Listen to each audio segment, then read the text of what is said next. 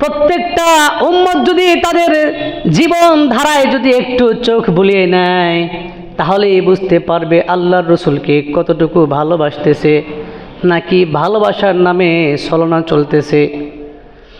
আমরা শুধু রসুলের সুন্নত জানি, বিয়ে করা রসুলের সুন্নত, এক বা একাধিক বিয়ে করা সুন্নত বুঝলাম, কিন্তু সুন্নতের মধ্যে এই যে বিয়ের অনুষ্ঠানে যে গান বাজনা হয় এটা কার সুন্নত? বিয়ে করা সুন্নত, বিয়ের মধ্যে গান বাজনা এটা কার সুন্নত?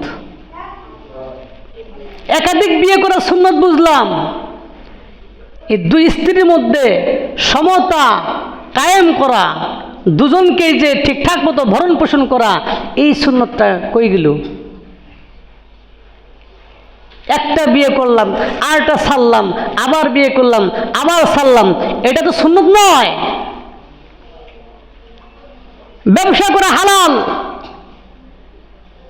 ব্যবসা করা তো বুঝলাম, কিন্তু মাপে কম দেওয়া এটা কার সুন্নত? ধোঁকাবাজিটা কার সুন্নত? পর্দা করা আল্লাহর বিধান, বেপর্দাটা কোত্থেকে আসলো? এটা কার অনুসরণ আনুগত্য?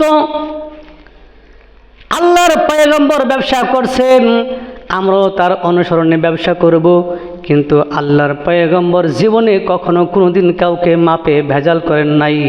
আমরা যে ভেজাল করি এটা কার অনুসরণ?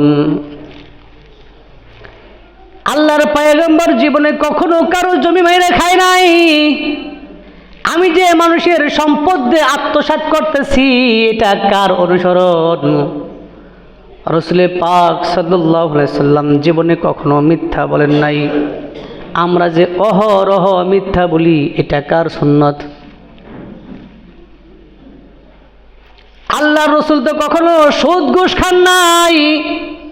সুদ ঘুষ খাওয়া এটা কার সুন্নত, কার আনুগত্য হলো? মন চাই জিন্দেগি আল্লাহর রসুল জীবনে করেন নাই। আল্লাহ তাআলা যা বলছেন তিনি তাই বলছেন, আল্লাহ যা করতে বলছেন তিনি তাই করছেন। আল্লাহর রসুলও যা করছেন বলছেন সেটাও আমাদের করা বলা।